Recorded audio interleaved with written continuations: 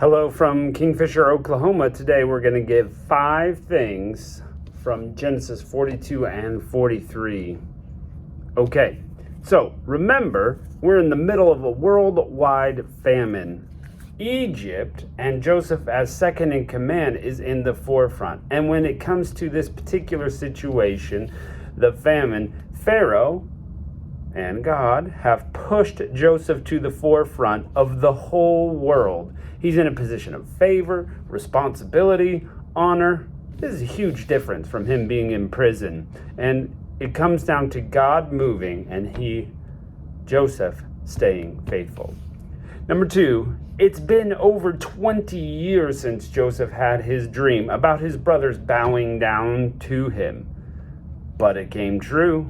God's powers are just shown as amazing here. He knew it was going to happen, but his time frame is not always as immediate as we would like. Number 3, Joseph is testing his brothers. We see this. He's kind of testing to see if they're different than the brothers who threw him into a pit and sold him into slavery. We're going to kill him. Are they different brothers? Are they going to handle the situation differently? But he still kind of takes care of them. He gives them food.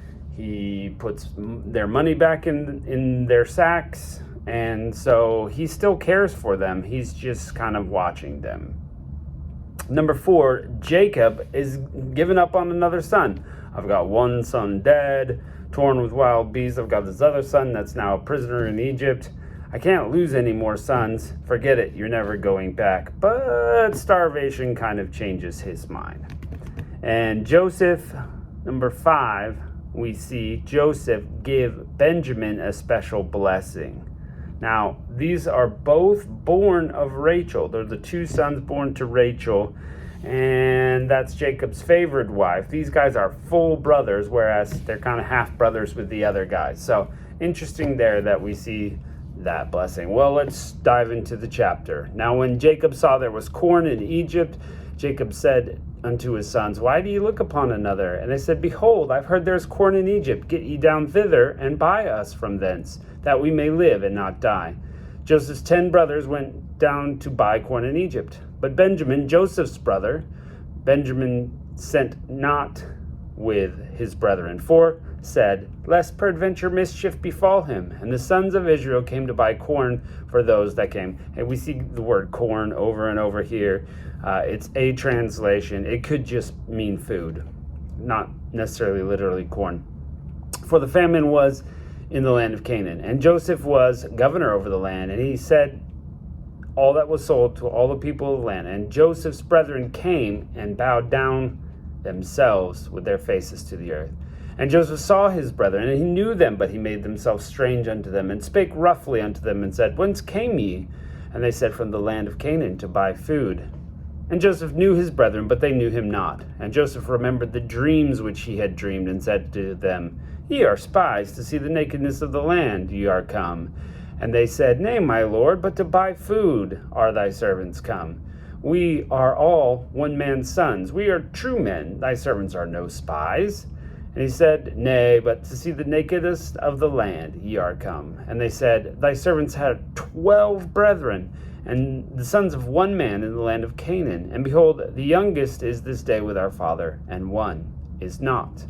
And Joseph said unto them, That is it that I spake to thee, saying, Ye are spies. Hereby shall you be proved. By the life of Pharaoh ye shall not go forth thence, except your youngest brother come hither.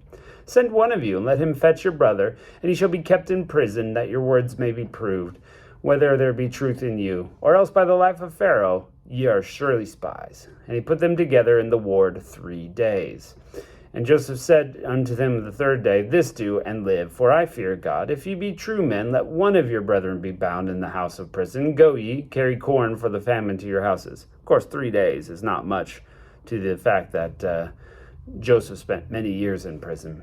But to bring your youngest brother unto me, so that your words be verified, and ye shall not die. And they did so. And they said to one another, We are very guilty concerning our brother, in that we saw the anguish of his soul, and he besought us, and we would not hear.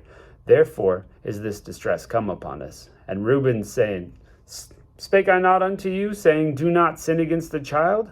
And ye would not hear. Therefore, behold, his blood is required. And they knew not that Joseph understood them, for he spake by an interpreter.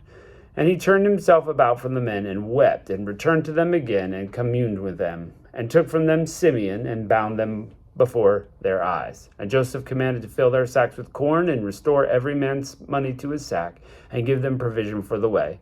And thus he did to them. And they laded their asses with corn, and departed thence. And as one of them opened his sack, he gave his ass provender in the inn. He espied his money, and for behold, it was in the mouth of his sack. And he said to his brethren, my money is restored, and lo, it's even in my sack. And their heart failed them, and they were afraid, saying one to another, what is this that God hath done to us? And they came unto Jacob their father, unto the land of Canaan, and told him all that befell them, saying, the man who is Lord of the land spake roughly to us, and took us for spies of the country. And we said, we are true men, we are no spies. We be 12 brethren, sons of our father, one who is not, and the youngest is this day with our father in the land of Canaan.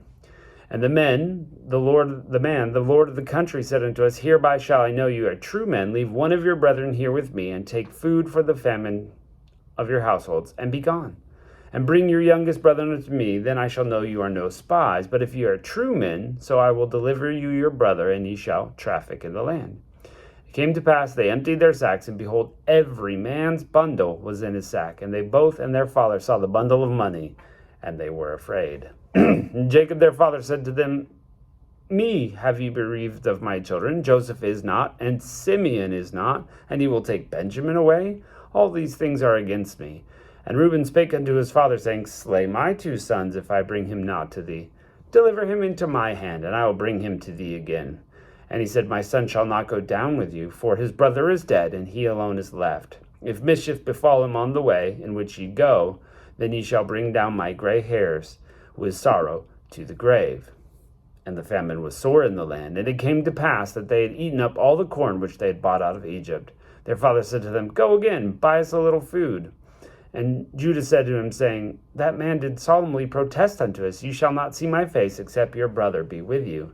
If thou wilt send our brother with us, we will go down and buy thee food. If thou wilt not send him, we will not go down. For the man said, ye shall not see my face, except your brother be with you.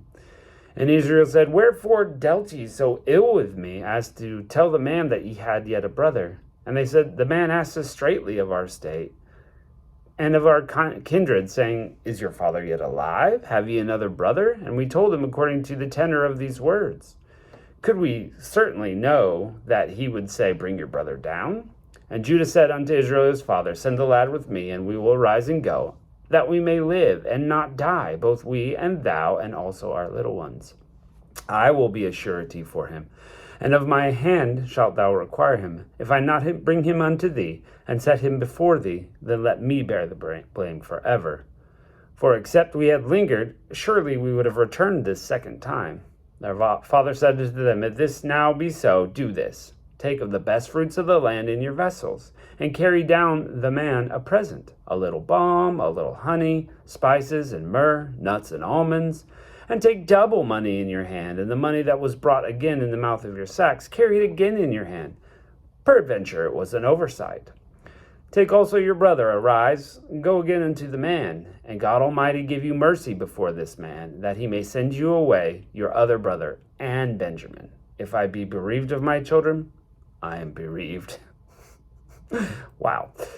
And the men took that present, and they took double the money in their hand, and Benjamin, and rose up, and went down to Egypt, and stood before Joseph. And when Joseph saw Benjamin with him, he said to the ruler of his house, bring these men home, and slay, and make ready, for these men shall dine with me at noon. So they're going to slay the calf. And the man did as Joseph bade, and the man brought the men into Joseph's house. And the men were afraid, because they were brought into Joseph's house, and they said, because of the money that was returned to our sacks at the first time we are brought in, that he may seek occasion against us, and fall upon us, and take us for bondmen and our asses. And they came near to the steward of Joseph's house, and they communed with him at the front of the door. And he said, oh, sir, we indeed came down the first time to buy food. And it came to pass, as we came to an inn, we opened our sacks, and behold, every man's money was in the mouth of his sack, our money in full weight, and we've brought it again in our hand. And other money we've brought down in our hands to buy food. We cannot tell who put the money in our sacks. And he said, Peace to you, fear not. Your God, the God of your father, hath given you treasure in your sacks. I had your money. And he brought Simeon out to them. And the man brought out the men into Joseph's house and gave them water, and they washed their feet. And he gave their asses provender. And they made ready the present against Joseph came at noon, for they heard that they should eat bread there. And when Joseph came home, they brought him the present which was in their hand into the house, and bowed themselves down to the earth. And he asked them their welfare, and said, Is your father well? The old man of which you spake, is he yet alive? And they answered, Thy servant our father is in good health. He is yet alive. And they bowed down their heads and made obeisance. And he lifted up his eyes, and he saw his brother Benjamin, his mother's son, and said, Is this your younger brother of whom you spake unto me? And he said, God be gracious unto thee, my son. And Joseph made haste, for his bowels did yearn upon his brother, and he sought there to weep. And he entered into the chamber and wept there. The word, his bowels, that just means his emotions. So he's very emotional. He's crying over this. And he washed his face and went out and refrained himself and said, Set on bread. And they set on him by himself, for they themselves, and for the Egyptians, for they did not eat with him by themselves, because the Egyptians might not eat bread with the Hebrews, for it's an abomination to the Egyptians. And they sat before him, firstborn according to his birthright, and the youngest according to his youth. And the men marveled at one another. And he took and sent messes unto them from before him. But Benjamin's mess was 5 times as much as theirs, and they drank and were merry with him. So Benjamin got blessed 5 times as much, because Joseph knows who he is. That's his full brother. Anyway, we're going to see how this story ends. Catch you next time.